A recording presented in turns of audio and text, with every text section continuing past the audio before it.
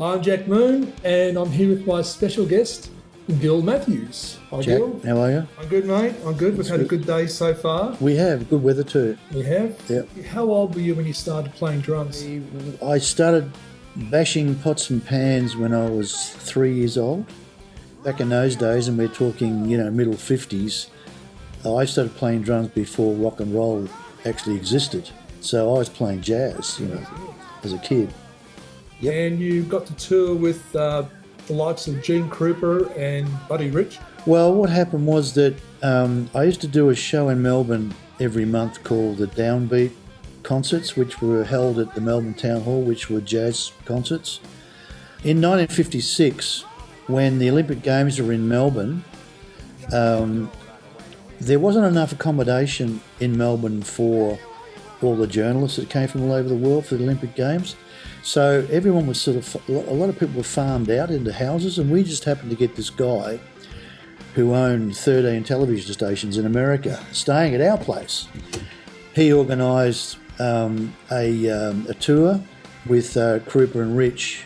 Most have never seen an Australian, let alone 11-year-old, playing drums. During the 1970s, you joined Billy Thorpe and the Aztecs, and you produced one of Australia's most iconic songs, most people I know. Well, I know, think that I'm crazy, and I know at times I act a little hasty, but if that's my way, and you should know it, then in every way, help me to show it. And how did the gig with Billy come about? I was playing with an artist called Grantley D. The night that Grantley supported Billy Thorpe and the Aztecs at Preston Town Hall, I played drums that night. So Billy remembered me from that night playing drums. But how it came about, I had a day job. I was a producer engineer for a record label called Havoc Records. I was given the job of house engineer producer by a guy called Frank Smith. He signed the Aztecs to the label. The Aztecs came into the studio to record the single before most people know Think I'm Crazy, which was called The Dawn Song. And they didn't have a permanent drummer. The drummer they were using was a stand-in guy. Someone in the studio said, "Oh, are you looking for a drummer?" "Oh, Gil's a drummer."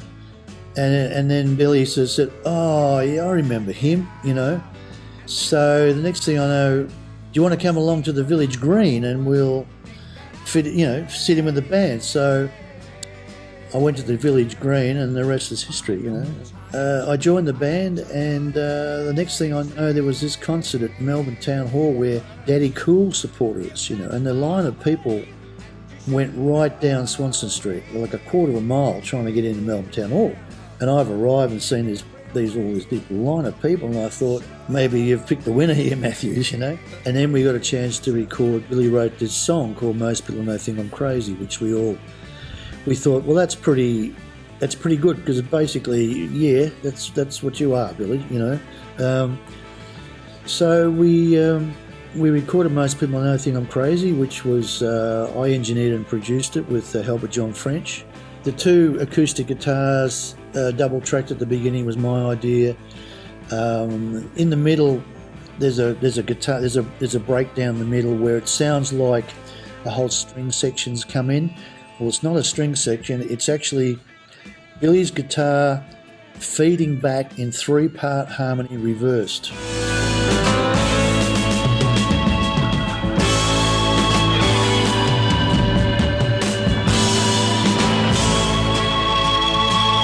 That was my idea. I was one of those experimental guys always looking for weird and wonderful techniques out of a studio, which is called producing. I mean, that's what you do, I mean, we knew that record was going to be a big hit. Billy would have set up in the studio a massive array of amplifiers and speakers. I mean, at one stage he was running a Fender twin amp into a Crown DC 300 into 16 15-inch JBLs.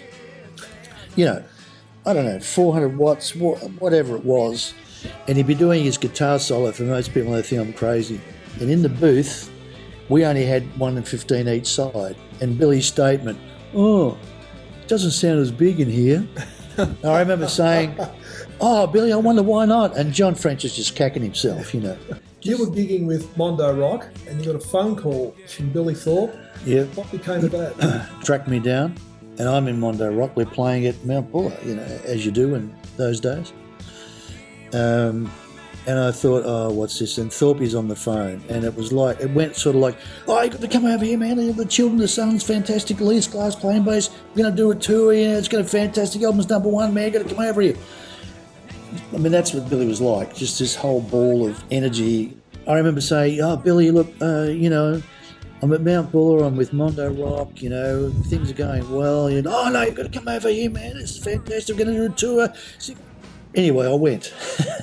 I left Mondo and I went to America, and probably one of the best things I ever did, frankly, because it was just such an eye-opener as to what the real music industry is like on this planet. You know, I mean, we get to do an outdoor gig at the Rose Bowl, which I think is in Houston, from memory. On the bill is LRB and Billy. So, of course, Billy and Glenn Sharrock go into this debate about who's supporting who. Children of the Sun starts with about 10 minutes of sound effects, just like the record. So, you know, 65,000 people, and it's 10 minutes of sound effects.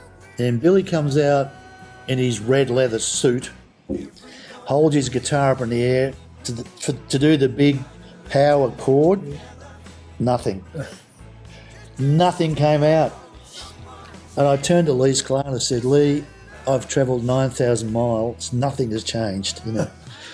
I got a phone call from Ross to come back again. We went in the studio and we recorded Stay of the Heart, which, after much toing and froing with the record company, we got it out as it was without being uncut, all 4 minutes of it, and became a really big hit. We toured America. I met this guy during that tour who was a guitar broker. He bought the guitars. Well, he found the guitars for ZZ Top and Eric Clapton and all sorts of people, you know. And I said, "You know, I'd love a 54 Strat. That's just the holy grail of the whole Stratocaster thing, you know." He said, "I know where there's one for sale." So I get up at 8 o'clock in the morning and I drive to Lubbock, Texas, and I meet Sam, who has had the guitar under his bed for 20 years. And I bought the guitar, pretty well mint condition for something that's 70 years old or something, you know. So we're having a bit of a jam in the lounge room of the bus. We had a couple of amps set up, and I produced the 54 Strat. And Billy said, "Oh, what's that?" And I said, "It's a 54 Strat, Billy." And he said, "Oh, I wanted one of those." Anyway, he wouldn't talk to me for 2 weeks on that tour because of that incident, you know. I can't imagine too many performers saying no to a gig at the Sydney Opera House. They thought the Aztecs were a string quartet. Yeah, we were the first rock and roll band to play at the Opera House in the main acoustic hall when they thought they were getting a string quartet. They certainly got a string quartet, all right. The Melbourne Town Hall has one of the world's great organs, you know, which is I think it's run by Air or whatever. You know, it's National Trust type stuff. You know, it's actually built into the building. And Warren, or Pig, we call him, Pig Morgan, was told, "Don't use the 64-foot stop. Don't pull out the switch that brings in the really rumble shaking part of the organ." And of course he did. As you would. As you would. And apparently it cracked the foundations of the bank next door. I don't think any band was ever allowed to use that organ again. Ever, you know, after that. You once said that Billy Thorpe had similar qualities to Elton John and Elvis Presley. Yeah, Billy had that thing of being able just to control an audience. You know, he would just grab an audience by the scruff of the neck and just take control. So Billy was fairly rebellious, so the band became fairly rebellious as well. I mean, we basically did what we wanted and didn't care less about anything. And I think the fans caught on to it as well. I think the fans knew that here's a band that just loves doing what they want to do, and they don't care what anyone thinks. As a family, that was one of the best families you could ever possibly have been in. It was a sad loss when Billy died. Never got over it, really. Still haven't. We were like brothers, sort of thing. We worked together from 71. I did 3 tours in America and 3 albums in America, all the Australian albums with him. We were very close. So, yeah, it did affect me pretty badly. It still does. Hard to talk about, really. You will see what I mean. I hope you will see what I mean. See what I mean. See what I mean when I brush your hair at night. What's one song you wish you'd written? Wish you were here. If you could be a politician for one day, who would that be? I wouldn't want to be a politician, mate. I'd change things so drastically, I'd probably be assassinated, honestly. You're a pessimist or an optimist? I'm a pessimist. Women or cars? Both. Gil Matthews, it's been a pleasure. Thank you. Thanks, mate. Good on you. Thanks. Great stuff. Bye-bye.